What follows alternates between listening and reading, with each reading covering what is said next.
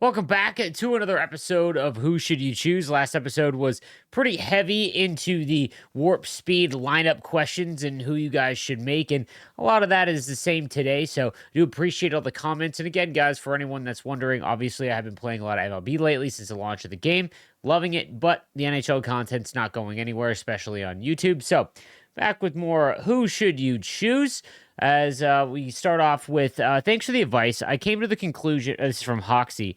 Thanks for the advice. I came to the conclusion that taking out Taves for Sanderson, but decided as an Avs fan to take Hughes out, even though it's Team of the Year. His card has been very lackluster for me. I should have just left my ego aside and made Keller instead of Hughes during the Team of the Year event. Keep up the great content. Yeah, man. If you ever have a lineup question, please let me know your favorite team because that will dictate who I'm going to tell you to go after. A lot of people have sunk cost fallacy when it comes to Team of the Year, which is why I mentioned leading up to the event this year. This is what, the 5th year of Team of the Year. It's one of the big downfalls because they're so expensive to make at the time that their lineup sinkholes, and with the new content team really not doing regular upgrades for those cards. It really, you get to the point where they fall down your lineup and you're like, I can't remove this card. It cost me 1,000,000 coins to make. And that's just sunk cost fallacy. If there's better cards out there, you should use those, right? And that's really kind of the tough spot we're at. Team of the Year, Team of the Season as well, which is upcoming. Like, I don't know how with the events like Warp Speed and Gallery of Greats and so on and so forth, how they're going to make Team of the Season exciting. That's a challenge for them because it really is the last marquee event. It is the official, unofficial end of the game, right? The past Team of the Season, even if you make it to Team of the Season, that's really the hardcore player base. So they've got to figure out a way to do that because, like I said, the Warp Speed players, they're just going to be better because they're faster for the most part. So, but when it comes to choosing your favorite team or favorite players, you got to make sure you pick those. So. Mr. Hunter says, the one thing that you really have to respect about San Diego Studios is that they hire people who play their game to help develop it. I know Seabrev has been on the team for years and they keep adding. Best way to improve your game is by incorporating those who play the game for a living. I'm 100% on board with this. I've said this for the last 2 years now that I think the major thing lacking in the NHL content team is just guys that there isn't someone on the team that grinds the game or has grinded Hockey Ultimate Team in the past. I'm not saying they don't play it. I'm just saying that having just one, I'm not even saying me. I'm saying anyone. It could be any creator or any, very knowledgeable. I'm talking like over 1,000 hours in a game of Hockey Ultimate Team. You need someone there to at least be the filter or the voice of reason for the player base because a lot of the issues with the content this year, a lot of it could have been avoided with just one person who has grinded the game nonstop at some point. Not even this last one, but just in general. To be like, hey, that's probably not going to hit well, right? And then you avoid those apology tweets and all of that. So I hope we get to a spot like that. This year, I got to be honest with you. In terms of content and just the way that the content team is, the content in Hockey Ultimate Team and the content team not interacting with the community, that is one way you can run a business like that, right? In the end, the content team, it's their job to create content that drums up in business and things like that, right? They don't need to speak with the community. They really don't. They don't. It's their business. They're hired to do a job. They don't really need to. But I think you're in an era of sports gaming where you got to break that wall, right? Like I remember 2K, I think it was Ronnie. I don't play 2K, but Ronnie 2K, I believe, was hired after being created to be like the head of like just the content and what was going on in NBA 2K for a while. And you see it in MLB The Show, creators like Ashley, for example. She now is like the host of the content team and things like that. There's no reason to not have someone like that. And again, doesn't need to be me. I don't even know if I would enjoy it, right? But there just needs to be somebody there. I think that would alleviate a lot of the issues. As someone who played a decent level of hockey, Mohawk turns are extremely powerful for puck protection and deception. The best players can keep their speed while doing them, but nobody gets rocket jets, and gets a speed boost. This is talking about the L2 spins or half spins down the boards and down the wing, which has really plagued the high end of NHL at 25 simply because it is the meta. And now with everyone having 99 passing, we're back to like NHL 24, not to that point where you just can't intercept the pass and basically you're just L2ing back skating down the boards. Once you learn that mechanic, not everyone can do it. You do have to learn how to do it. It is kind of an awkward mechanic. And then you just huck it through the middle or go for a wraparound, the quick wrap. And it's just like, man, just like I said, I have no problem with L2ing. If you watch me play or watch my gameplay, I L2 through the neutral zone quite a bit, but it's with my body keeping towards the puck and mohawking around to get some space. That's fine, right? Like that is real life hockey. But yeah, you're right. When you do the back skating, you don't get a boost, man. It's so silly. And that's why I don't like it, because at least D to D one timers, while they don't go in the same in NHL, a D to D one timer does go in real life, so I can take that. But anything that isn't in real hockey, I just find so cringy to play against. You know, because there's no gaming world championship. We're not playing for money. It's just because I'm old. Because 5 years ago, if you had asked me that, I would have been like, "Yo, grow up, get better." You know, and maybe I'm just old. So Hey Sleeves, what are you doing for Hut Champs? Are you getting the pack or getting the extra win for the player? I'm sitting at 90 overall right now and have 390 overalls left with and my goalie. Do I wait for 92s in Champs? Um, I personally play Hut Champs. I'm risk adverse. So what I mean by that is I assume that EA or any Ultimate Team mode is going to give me the least rewarding thing that the odds will give us, right? So when it comes to like a pack, I assume I'm going to get the worst.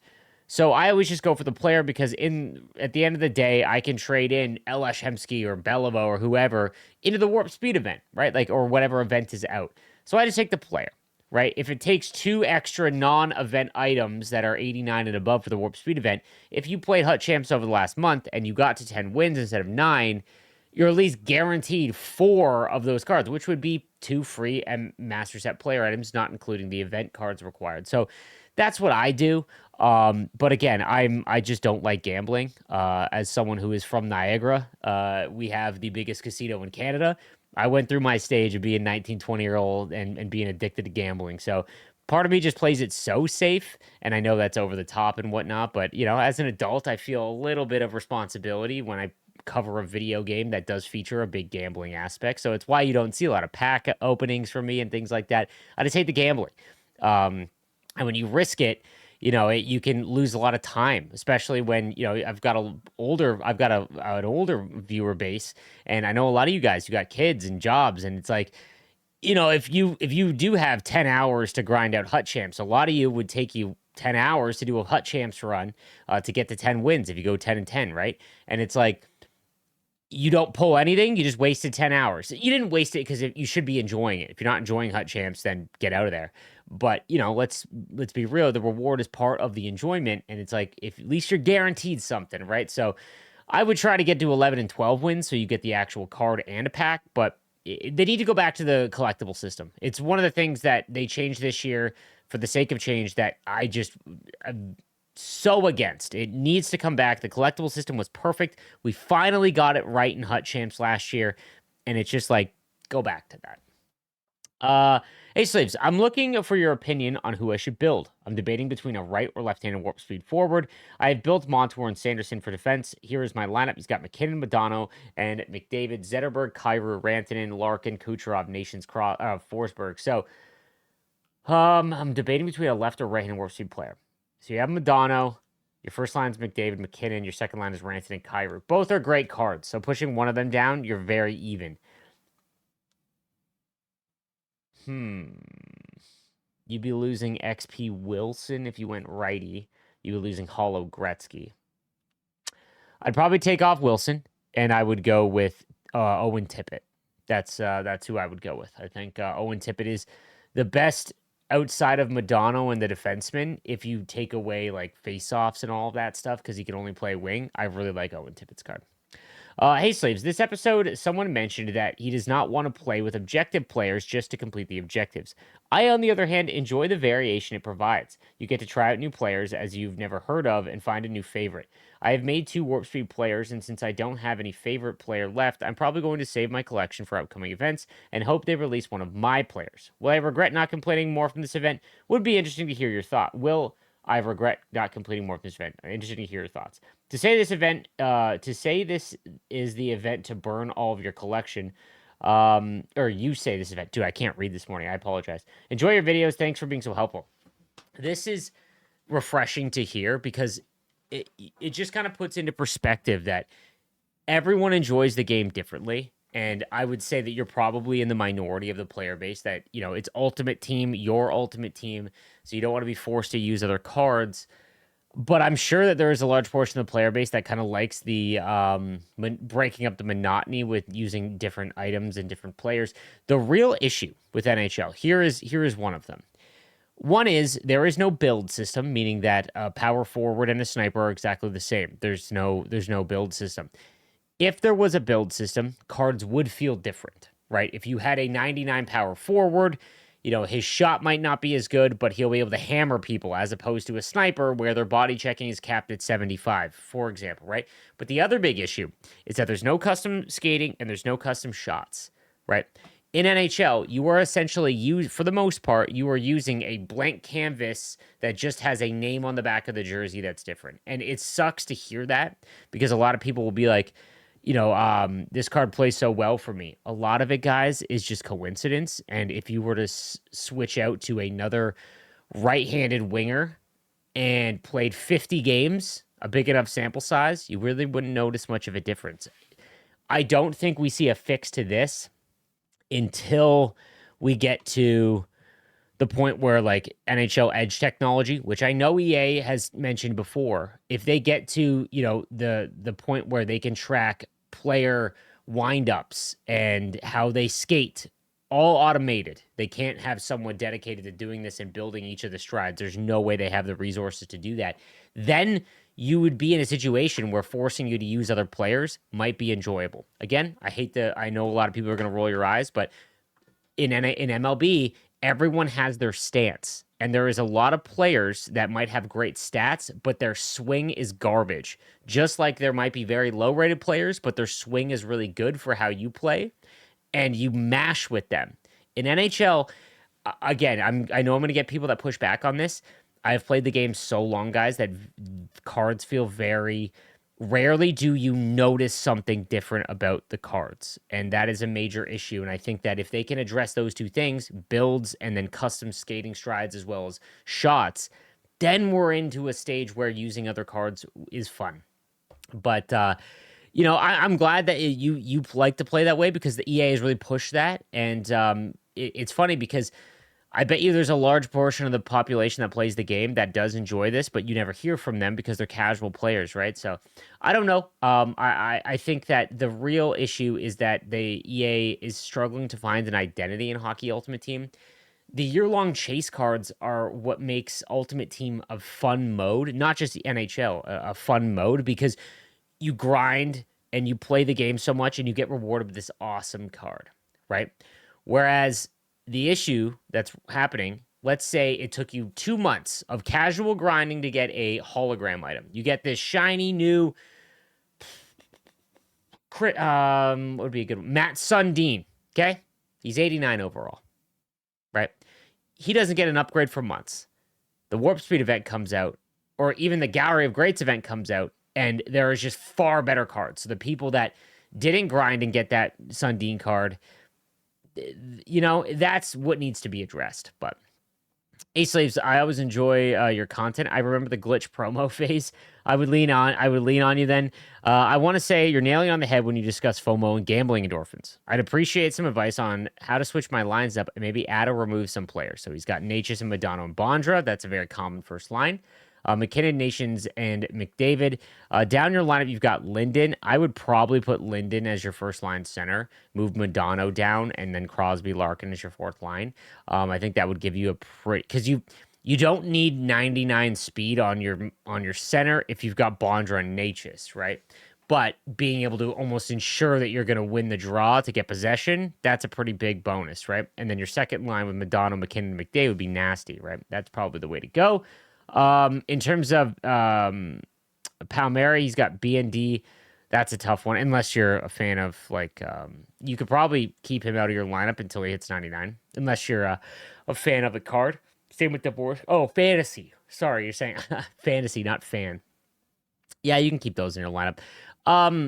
You've got fine cards that are very good and very expensive, so there's really no need on forward. You've got Montour, Niedermeyer, McCarr, Keller, ASP, and Sanderson. On the bench, you've got X Factor, Nylander, Hollow, Lemieux, Brady Tkachuk, Zetterland. Jordan Kyrou over Palmieri, I would probably do. On defense, no, you've probably got the right one. You could make Boyle to get rid of ASP, but your lineup's already so stacked, dude. I can still make a couple Warp Speed players, but I don't know who to replace. Honestly, you should, like, I would replace Palmieri with Owen Tippett, right? I would replace Dvorsky with Fantilli. Like, all of your cards could be replaced with Warp Speed cards, like that they could, but, you know, that's up to if you want to go that route. Is it worth it to trade in my excess 85s to make 89 World Warp Speed players and just trade in 5 of them for 92? Or should I sell the 85s and buy an 89 from the market? I've made 3 of my goals to make 5, but I'm out of random 89s unless I do 90-91s. Thanks for the advice, my man. Hope you're hitting dingers in MLB. This is going to require you to do some math. All right, so look at what 85s are going for, and could you sell them? You don't. It's bad value in terms of your collection, unless everything is untradeable. In all honesty, man,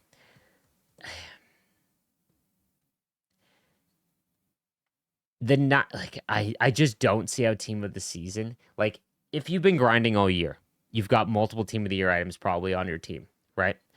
When team of the season comes out, how many of those cards are you going to put in your lineup over the Warp Speed players? Eventually, I'm sure, because they'll all have free abilities, and eventually they'll get the 99 skating. But like the 90-91s, you could put into Warp Speed, I think. Team of the season is probably 3 weeks away after the Cornerstones event. I would almost guarantee that's when team of the season happens.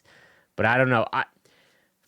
90-91s is tough because it's not because I don't think that it's worth it to make more and burn your collection. It's that 90-91s are probably more valuable at team of the season when they probably require like 90 overalls, right? That's a tough one, man. But in terms of like, should you make the 85s? Go and look at the auction house if you could sell 85s, because 89 overalls that aren't event items go for like 40K, right? So you might be able to just buy them. So I love that Sundin is still 89 overall. So happy. Funny, I just brought that up. Yeah, that's your long cards, guys. Not a focus of EA. They want to remove. I don't want to say they want to remove them, but they want to make it where they aren't the end all be all. I'll be honest with you. Like, there is an argument that it's like, okay, you make a year round card, and then it's like they always need to be upgraded, and they don't care. You don't care about new content. But it's like it's not it, right? It should be. You know, they should at least be the highest overall they could be, or maybe one below, right? And there just isn't. There isn't an emphasis on that. So, in an odd spot here, emptied the binder for 5 Warp Speed players. I could make one more, but I'm more focused on saving for Team of the Season and Cornerstone. What should I do? Are you making Cornerstones, or are you full saving for Team of the Season? I don't know how the Cornerstone event can be better than Warp Speed. The only way it comes close is if all the abilities are free and they're like goated player. Like, I fully expect Austin Matthews has to get one of these MSPs. It's been so long, right? Like, I don't know what the Cornerstone event is going to entail. If they aren't even free abilities, oh, we're shocked. That's the problem with doing an event like Warp Speed, because you do this awesome event where all these cards are sought after. The next event, it's like, how do we one up that? You can't, right? Just like what we saw with the Hut 2000s event after Gallery of Greats. If you have 5, you're probably fine. But I mean, I'm emptying it, you know, making as many as I can. I just think that's probably the play. How much of a focus do you put on synergies? There are quite a few cards that I'd much rather have, but it can completely ruin the synergies I've activated. They're a tiebreaker, man. I'd rather take the card I like with abilities. more than just adding 2 to 3 to different synergies. There's some that are important, like I think agility boost is pretty big. Getting 99 agility is pretty massive. Obviously, speed boost if it's a card that doesn't have 99 skating. Sniper forward as well is a good one because it just adds a lot to your shot. But no, I would rather have the player than the individual synergy. It's like a tiebreaker. That's what I would use it as. That's going to do it for this episode of Who Should You Choose. Thank you guys again for watching. I'll see you next time. Have a good one.